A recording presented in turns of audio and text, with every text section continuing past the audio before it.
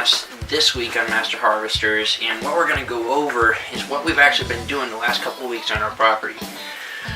Our property is mainly wooded. We have a lot of hemlock, which is very, very common for Pennsylvania, and we decided that we needed to manage our forest much better than we have in the past few years.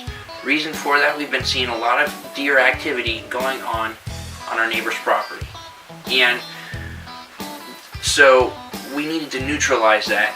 Whenever you eliminate taller trees, you create a lot more room for undergrowth to grow up, creating better habitat for deer, also better forage, and overall the deer are just going to be a lot more comfortable in a place where they're going to be able to blend in and settle down and be undisturbed. Pennsylvania is by far my favorite place to hunt. I've hunted it ever since I was 11 years old. But one of the things that I noticed, as I said earlier, is there's a lot of overgrown forest with not enough undergrowth. If you're hunting a property where you have lots of tall trees and no undergrowth, you're probably, now I could be wrong here, depending on the place that you're hunting, if it's a travel corridor or what you have going on.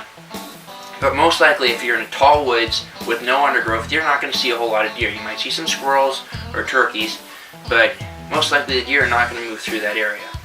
And the reason for that, deer are not going to have enough undergrowth to keep them comfortable. And especially during rifle season, those deer are just not going to walk out into an open area like that. How to solve this? You need to create more light coming down into into the ground, which will stimulate new growth. And when you drop trees, leave the tops, take your logs out. That's what we're going to be doing on our property. And over the next few years, things will start to sprout, and by the time that the tops from your trees die out, the new undergrowth will be sprouting up.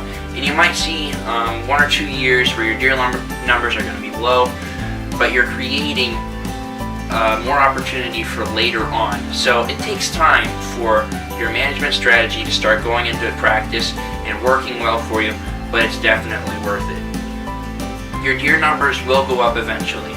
Whenever you have good quality habitat and feed for your deer, they're going to be there. Also need to keep them comfortable, so you don't want to pressure them all the time. But this is just one of the things that we're going to be doing on our property this year.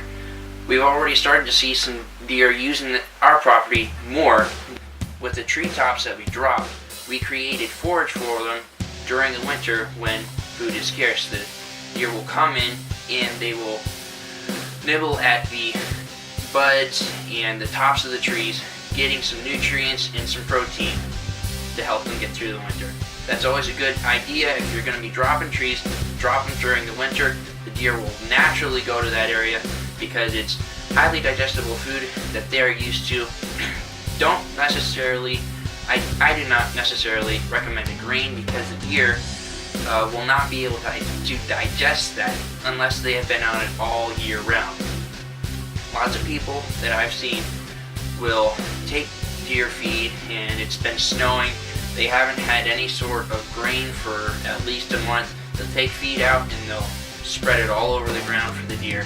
And while you do think that you're helping the deer out, doing a favor for them, you're actually creating an opportunity for acidosis in their stomach. They will not be able to digest that food, and it will end up building up a toxic amount and also creating hoof rot. So it's always better just to drop some trees, let the deer get the forage that way, and they'll get through the winter fine. We have a lot of cool stuff coming up, so stay tuned. Thanks a lot for watching. Remember, as you go through the week, to thank God for the blessings that He gives us, and also spend time in His Word.